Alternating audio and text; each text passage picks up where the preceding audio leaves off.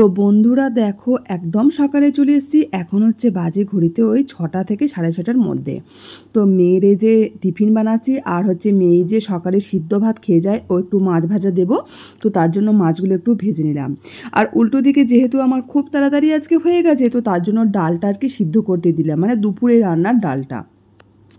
আর আজকে মেয়েকে টিফিনে দিয়েছি গোলা রুটি, আর সাথে দিয়েছি কয়েকটা খেজুর আর সস দিয়ে দিয়েছি। আর এই যে মেয়েকে দেবো সিদ্ধ ভাত, আর আমারও সাথে একটু চা করে নিয়েছি, আমিও খাবো, মানে ওকে একদিকে খাওয়াবো, তো আমিও সাথে সাথে খাবো। আর এই সময় সকালটা চা না খেলে মনটা বেশ একেবারেই ভালো লাগে না। আর প্রেশারের ডালটাও দেখছি এদিকে সিটি পড়ে গেছে, আর এদিকে জামা কাপড়ও রয়েছে বেশ কিছু। জামা কাপড়গুলো ব্যালকনিতে মিলে দেবো, আর এদিকে আমি নিজে একটু ফ্রেশ হয়ে নিচ্ছি। আর কি বলো তো, সকালে মেয়ে স্কুল যাবার আগে আমি নিজে একটুও ফ্রেশ হতে পারি না, একটানা কাজ করি, তো নিজের শরীরটা অস্থির লাগে। তো ফ্রেশ হওয়ার পর মনে হয় যেন শরীরটা অনেকটা ফ্রেশ লাগে, আর মনটাও ভীষণ ভালো লাগে। সুপ্রভাত বন্ধুরা, কেমন আছো সবাই? আই হোপ সবাই খুব ভালো আছো, আমিও ভালো আছি। তো একদম সকাল থেকে শুরু করছি। একদম সকাল বলবো না, এখন বাজে হয়ে মোটামুটি 8টা বেজে গেছে, 8:10। তো মেয়েকে স্কুলে পাঠালাম, মেয়ের শরীরটা একটু ভালো আছে, মানে ও স্কুল যেতে পারবে বললো। আর আমি দেখেও বুঝলাম যে ও স্কুল যেতে পারবে। আর তোমার স্টিমটা মানে কন্টিনিউ দিয়েছিলাম, গতকালও দিয়েছি, আবার আজকেও স্কুল গেলেও মানে স্টিম দিয়ে তারপর মানে পাঠিয়েছি। তো ওর জন্য একটু হলেও বেটার আছে। আর মেডিসিন তো খাচ্ছেই, তো একটু হলেও ঠিক আছে। তবে সর্দিটা খুব করে গেছে হঠাৎ করে, তো কিছু করার নেই, যাই হোক। আর আমার ঘরের কাজকর্ম বলতে বিছানা টিছানা গোছানো এগুলো হয়ে গেছে, কিছু হাতে কাচাচ্ছিল জামা কাপড় আর কি, কিন্তু সেগুলো কাচলাম। বিশেষ করে মেয়ের স্কুল ড্রেস এগুলো ছিল আর কি, তো ওইগুলো আর কি কাচলাম। তো কেচে এবার রান্নার দিকেই যাব। রান্নাও মোটামুটি মানে মেয়ে স্কুল যাবার আগে ডাল সিদ্ধ হয়ে গেছে, ভাতটাও একবার ফুটিয়ে ঢাকা দিয়ে রেখে দিয়েছি। তো এবার অন্য কিছু আর যা হোক কিছু করতে হবে, তো দেখি। আর মেয়ের শরীরটা ভালো নেই বলতে, মেয়ে বলছে যে মা খিদে পাচ্ছে, কিন্তু মানে মুখে স্বাদ নেই, মানে ঠিকঠাক খেতে পাচ্ছে না। তো ওই জন্য বেশি কিছু হিজিবিজি রান্না করব না, তো একদম সিম্পল টাইপের করব। আর দেখি ও যেটা খেতে চাইবে তারপর করব। আবার এর মধ্যে বলছে, গতকালও বলে গিয়েছিল যে আমি স্কুল থেকে এসে ঠাকুর পুজো করব, আমি করে রেখেছিলাম। এমনিই শরীর খারাপ, ও ঠিকঠাক মানে দুর্বল হয়ে গেছে, তার মধ্যে আবার কী করে এসব করবে, তো মনের ইচ্ছা আর কি, যাই হোক। আবার আজকেও বলে গেছে আমি কিন্তু এসে করব, কাল তুমি করে দিয়েছিলে সেটা কিন্তু হবে না, আজকে কিন্তু আমাকে করতেই হবে, আমি সুন্দর করে ফুল দিয়ে সাজাবো। বললাম ঠিক আছে। তখন দেখা যাক, আমি মোটামুটি পুজো টুজো সব করে রাখবো। তো এখন ওর ভীষণ ইচ্ছা আর কি, বেশ সুন্দর করে ফুল দেবে। আর হচ্ছে যেগুলো ঠাকুরের আমি আসনগুলো নিয়ে এসেছি না, তো ওইগুলো আরও সাজাবার জন্য একবারে ব্যস্ত হয়ে পড়েছে, কখন যে ঠাকুরকে সুন্দর করে দেব, এটা মানে ওর খুব আনন্দ লাগছে। তো যাই হোক, চলো আমি এবার অন্য কাজে আগে লেগে পড়ি। তো তোমাদেরকে দেখাচ্ছি ঘরের লুকগুলো, একবার দেখিয়ে দিচ্ছি তারা ব্যাক ক্যামেরা করে। তো চলো, আর আমি নিজেও একটু ফ্রেশ হয়ে নিয়েছি। তো তারপর এখন কাজের দিদি আসবে, ঘরটার মুছবে, তো আসুক তারপর। আর ভীষণ রোদ উঠেছে আজকে, জানো, একদম ঝলমলে রোদ, আর তেমনি বীভৎস গরম। তো চলো, তোমরা সাথে থেকো, আর অবশ্যই পাশে থেকো কিন্তু, ঠিক আছে?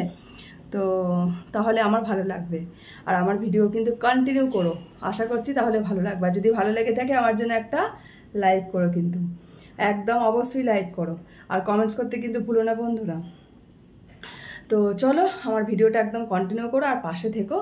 তো চলো, আমি এখন অন্যান্য কাজে লেগে পড়ি, আর তোমাদেরকে একটু ব্যাক ক্যামেরায় দেখাচ্ছি, ঠিক আছে? তো চলো। যে দেখো, ঘরটা সমস্ত একদম বিছানা টিছানা গুছিয়ে একদম রেডি করে নিয়েছি।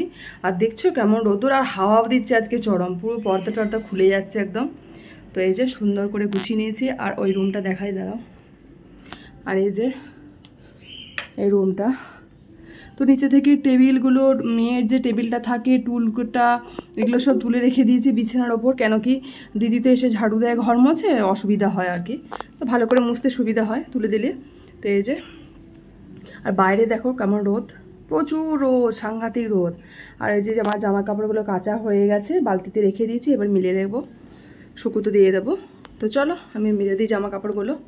আজকে বেশ কিছু কেচেছিলাম বলতে যে মেলাতে থেকে যেগুলো আমি ওই সোফার কভারগুলো কিনেছিলাম, তো সেগুলো আজকে কাচলাম। তো ওগুলো আমার কিনে এনে বাড়িতে মনে হয়েছিল যেন খুব নোংরা রয়েছে। তো যখন মানে ঝাড়ছি খুব মানে গুঁড়ো গুঁড়ো কিছু কিছু পড়ছে। তো তার জন্য ভাবলাম যে না, ভালো করে আগে সুন্দর করে ধুয়ে কেচে নিই, তো তারপর আর কি সোফাতে মিলবো বা লাগাবো।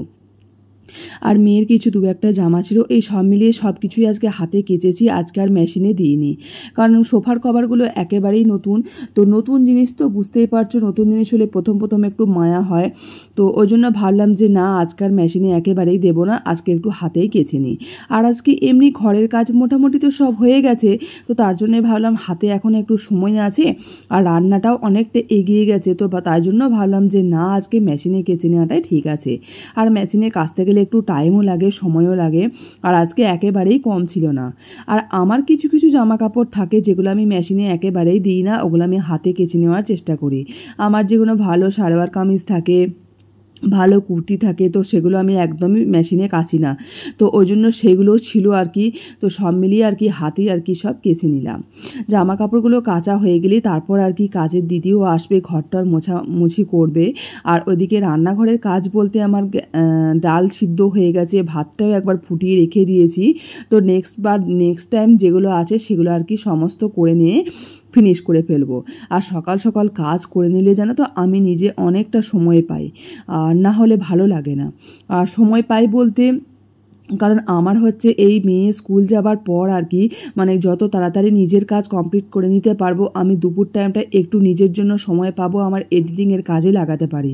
তো সেই জন্যই আমি আর কি তাড়াতাড়ি করে কাজটা ফিনিশ করি, নন স্টপ কাজ করি, একটা সেকেন্ডও আমি বসি না। তো সেই কারণে আমি তাড়াহুড়ো করে কাজটা করি। কারণ মেয়ে স্কুল থেকে আসার পর থেকে একটা সেকেন্ডও আর ফোনে হাত দেওয়ার সময় হয় না, মানে সময় হয় না, সময় করলেই করতে পারি, কিন্তু আমি চেষ্টাই করি না। কারণ আমি যদি ফোনে বারবার হাত দিই বা দেখি, তাহলে ওরও কিন্তু অ্যাডিকশন হবে, ওরও কিন্তু নেশা বেড়ে যাবে, ও বারবার দেখার চেষ্টা করবে। তো তার জন্য ওর সামনে মানে যে কোনো স্কুলের পড়াটরা বলো, যাবতীয় মানে পড়া সংক্রান্ত কিছু থাকে তখন হয়তো ফোনটা ইউজ করলাম, আদারওয়াইজ একেবারেই আমার এইসব সম্পর্কে এডিটিং বা এইসব সম্পর্কে ওকে একদমই নিয়ে আসার চেষ্টা করি না। তো দেখো বেশ কিছু জামা কাপড় সব হাতেই সব মিলে দিলাম। আর এদিকে চলে এসেছি আবার কিচেনে, মানে যেটুকু রান্না বাকি ছিল তো সেটাও সেরে নেবো আজকে। তো আজকে ডাল বলতে মিক্সড একটা সবজি দিয়ে ডাল, লাউ দিয়েছি, গাজর দিয়েছি, তো ওই দিয়ে আর কি ডাল সিদ্ধ করব। আর মেয়ে আজকে বলেই গেছে মা বেশি কিছু আজকে উল্টোপাল্টা রান্না করবে না, মানে ওর মুখে স্বাদ নেই। তো ও বলেছে আজকে আচার দিয়ে ভাত খাবে, তো তার জন্য আর কি একদম মোটা করে একটু ডাল সিদ্ধ করে নিয়েছি। আর আরও টুকটাক দু একটা কিছু করেছি। তো সমস্ত কিছু কাজ টাজ করে যাবার পর দিদিও ঘর মুছে গেছে, আর আমিও স্নান করে পুরো ফ্রেশ হয়ে নিয়েছি, আর চলে এসেছি একদম পুজোয় বসে গেছি। আর সকাল সকাল পুজোটাও না করলে না ভালো লাগে না। আর যেহেতু আমি ধরো মানে খাবার টাবার খেয়ে পুজো দিই, তো তার জন্য নিজের প্রচণ্ড অস্থির লাগে যে আমি নিজে খেয়ে নিলাম আর ঠাকুরকে অথচ খাবার দিতে পেলাম না। তো আমার নিজের একটা বড় মানে মনের দিক থেকে বলতে পারো শান্তি হয় না। তো সেই জন্যই আমি চেষ্টা করি ভীষণ তাড়াতাড়ি পুজোটা করে নেওয়ার, মোটামুটি 11টার মধ্যে সেরে নেওয়ার চেষ্টা করি।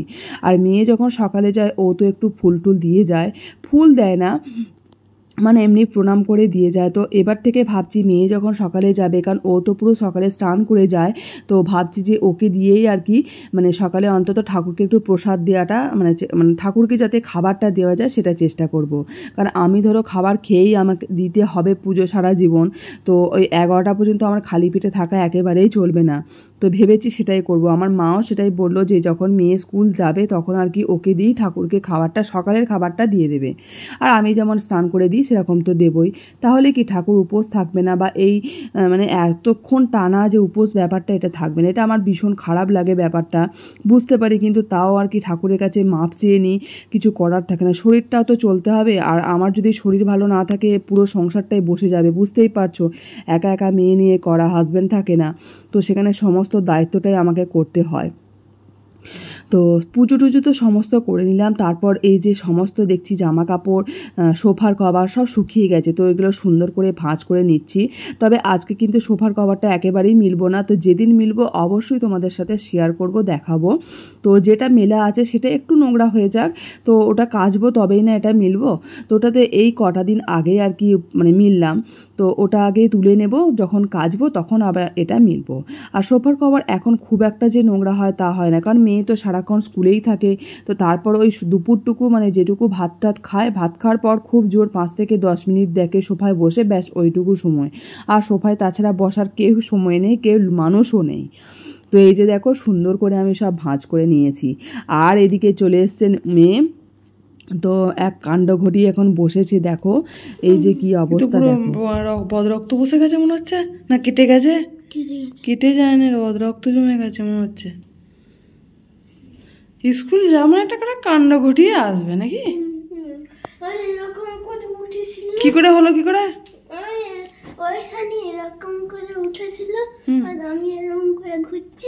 তুই দেখিস না যে কেউ উঠছে, ঠিক করে থাকতে হবে।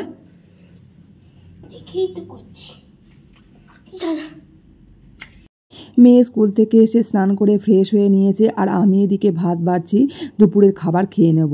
আর দেখতেই তো পেলে মেয়ে কীরকম গাড়িতে কাণ্ড করে এসছে, আর একটু হলেই ভীষণ মানে বড় বিপদ হয়ে যেতে পারতো, মানে অনেক বড় বিপদের হাত থেকে আজ রক্ষা পেল।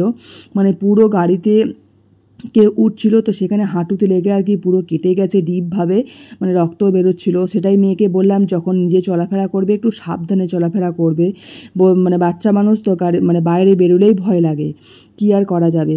তো চলো বন্ধুরা, আমরা দুপুরের খাবারটা খেয়ে নিই। তোমরা সবাই খুব ভালো থেকো, সুস্থ থেকো, এইভাবে আমার পাশে থেকো। তো পরবর্তী নতুন ভিডিওতে তোমাদের সাথে আবার দেখা হবে। তো চলো আজকের মতো টাটা, বাই।